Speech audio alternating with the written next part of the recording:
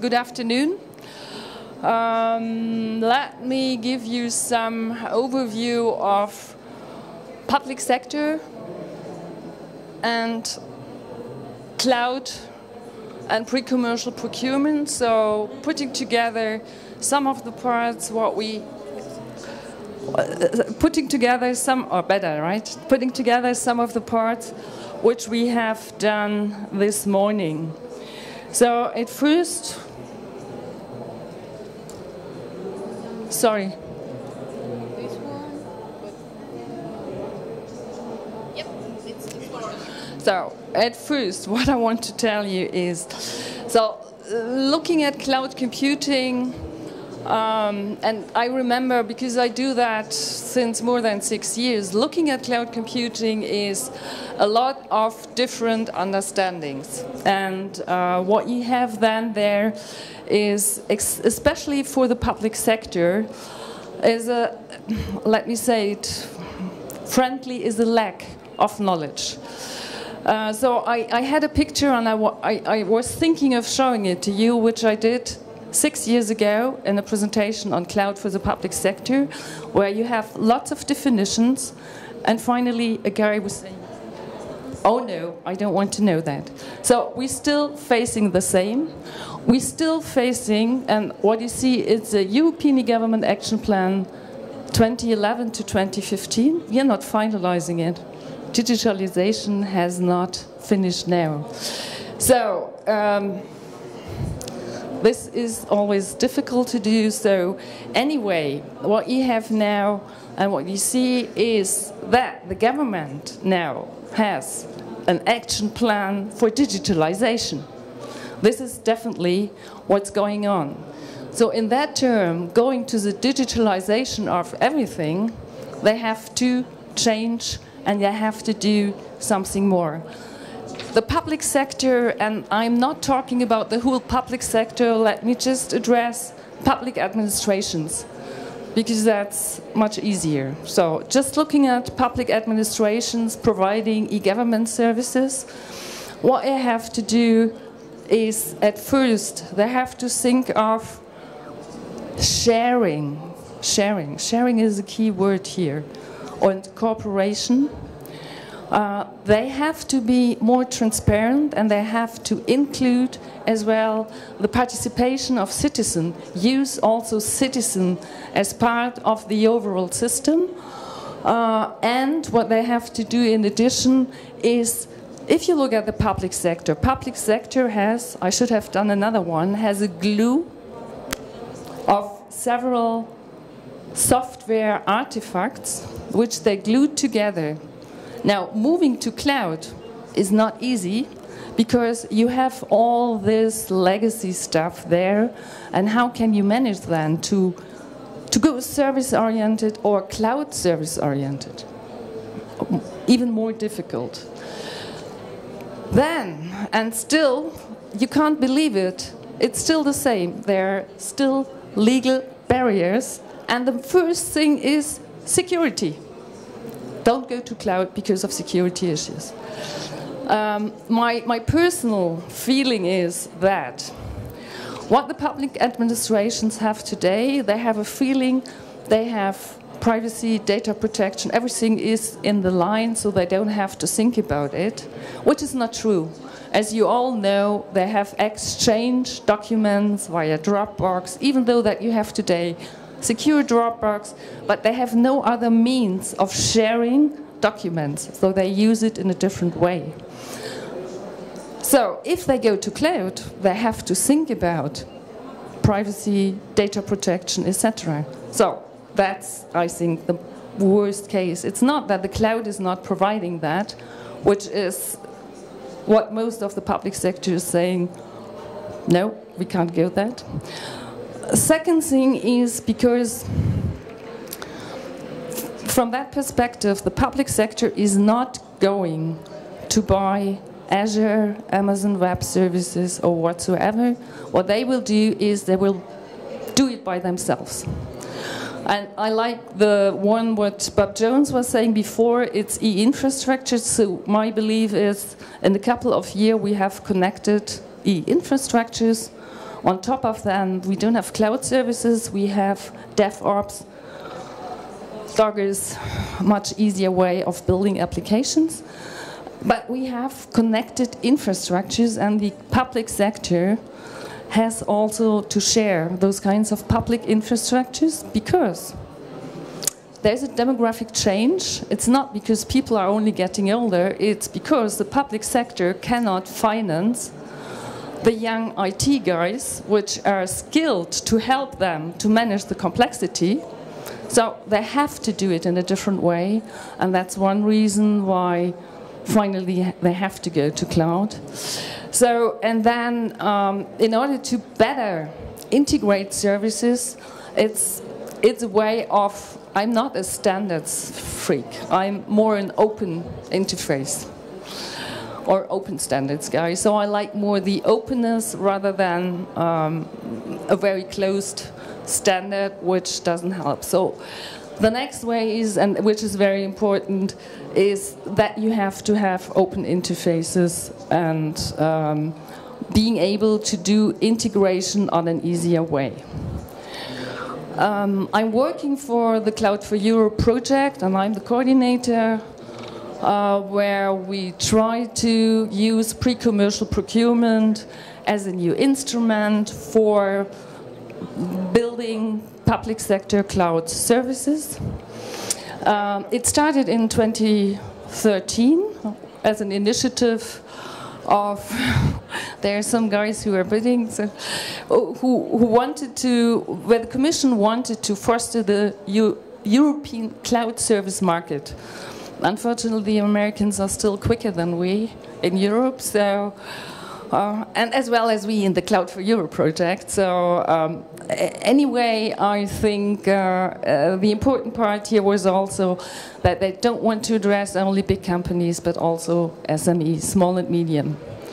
So the project is a bit bigger than BOPS, and we have 24 partners. We have 5 procurers from 5 different countries and different ministries. And we don't have that much money, we just have 4 million, but therefore we have much more differentiations in those PCP process. So, as Bob told you, I will tell you a bit more about the PCP. Too fast? You can have the slides. This is, yes. So what the PCP is, it's a tender through functional specification.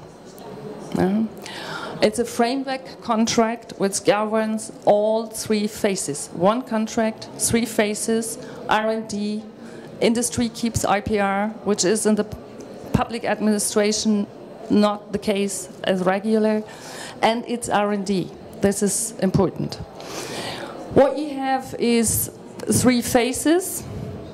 The first phase is the solution design. So you do a design. You can have more phases, but these are the general phases what you have. So the solution design is the bidders, which then, when they once selected, become contractors, have to give an overview of the architecture, what they want to go to implement, and things like that. The second phase is a prototype.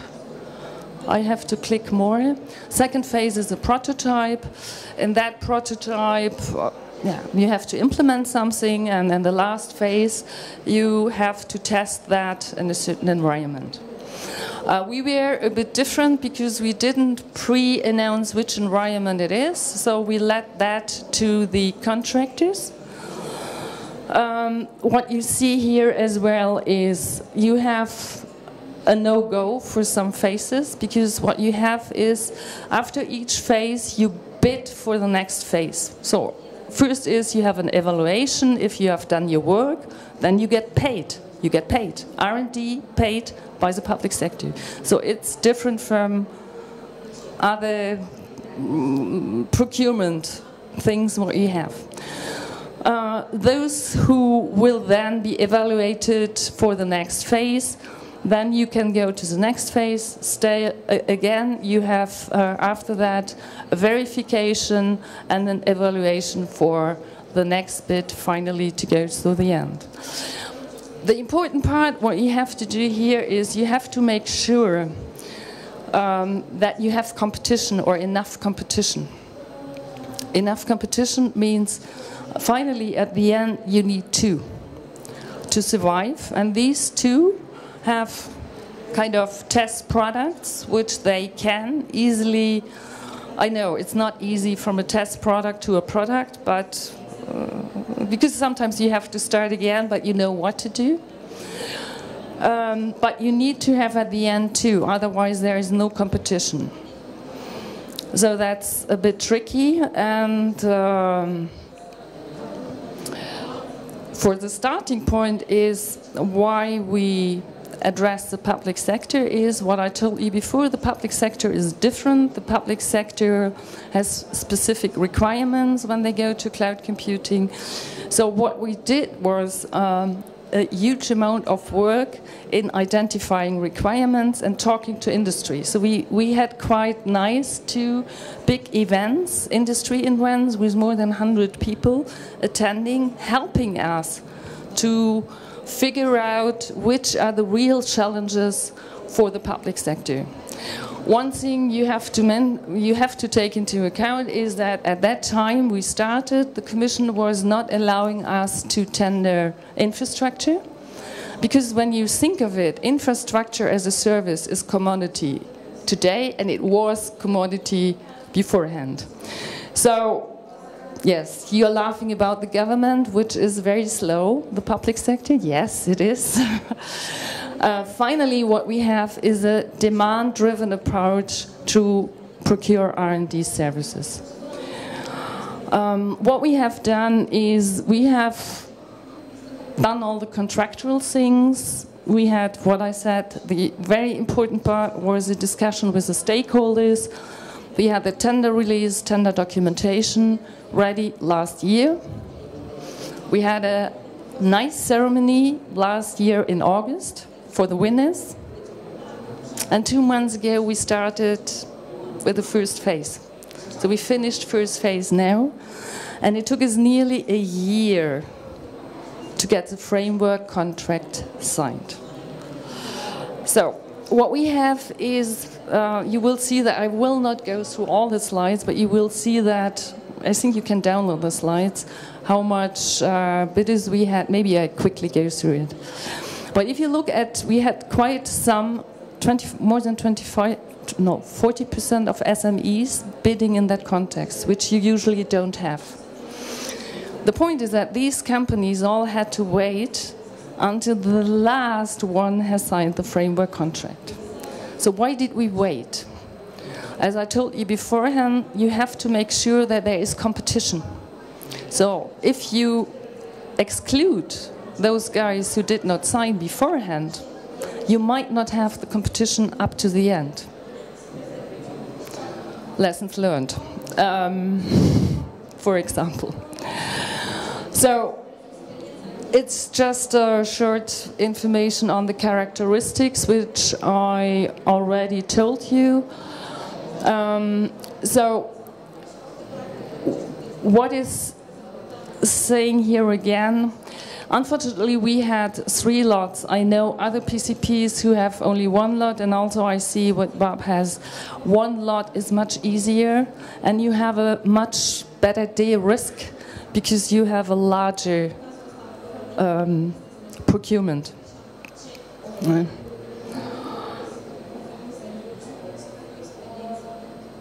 So, wait.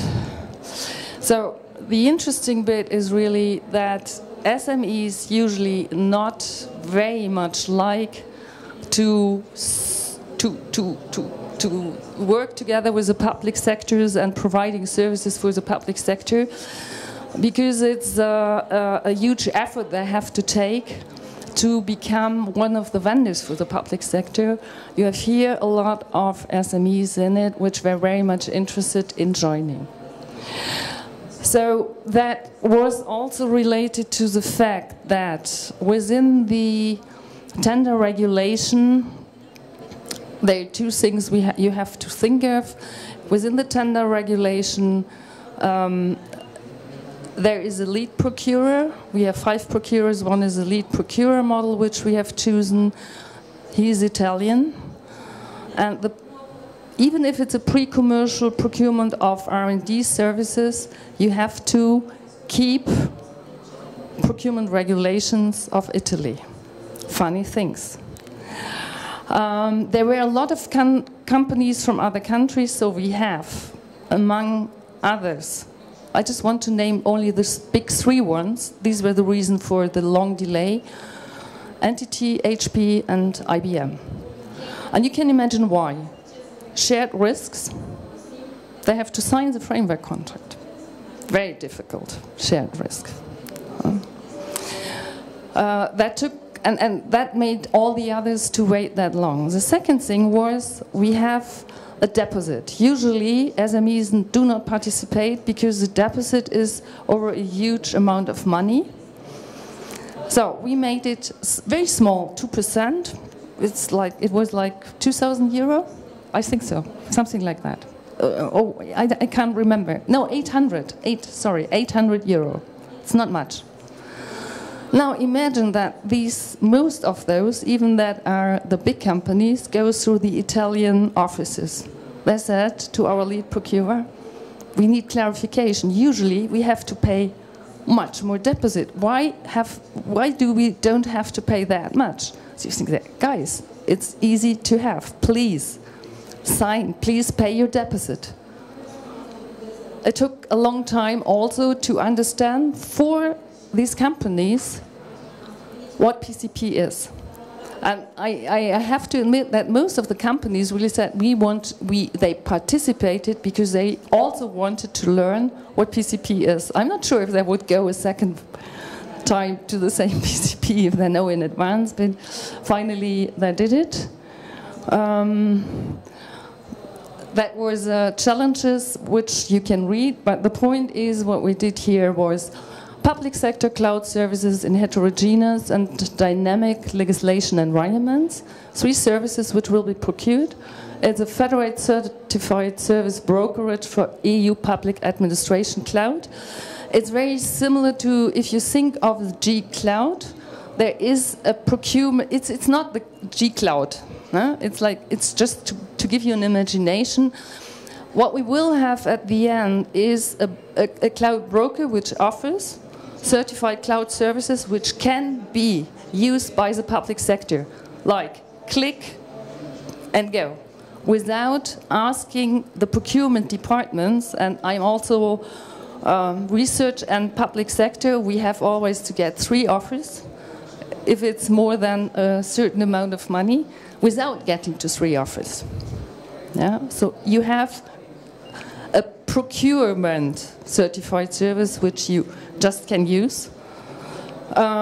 Secure legislation aware storage. The point is here that what you want to have is you have different legislation in Europe, even though we have the GDPR next year in place. Still, there are differences. So what you need to know is for all public administration servants, these civil servants, they want to store a document without really taking care of is it classified or non-classified, just store, and the system decides, because that reduces the risks of doing something wrong. And the third one is really research-oriented. It's really about more legal reasoning about what is going to happen in your system with legal changes, etc. I have to finish, right? No, it's... So, no, just what I promised you was that I give you a very short overview of who was bidding. So you have 45% SMEs, 24% large companies, and 31% research bodies. There was another lessons learned, which was difficult. What you see here is, at least we have quite a lot of different companies with built consortia. And to build a consortia, usually in Italy, you have to go to a public notary. You don't want to do that. So, with long discussions, also with the procurement people, we decided that we can go with a consortium agreement desk of the European Commission. So they could sign a consortium agreement for the long term of the framework agreement. So, and that's what it is. Thank you very much. Innovation, you see. The services are still novel, and there is also a discussion on if PCP is the right way of doing it, as not technology is going faster. To tell you the truth, no, the services are not available. Similar services maybe, but those services are not available now. So we are happy we have innovation, and I hope we can finally manage to go through the end. Any questions? Thank you for your attention.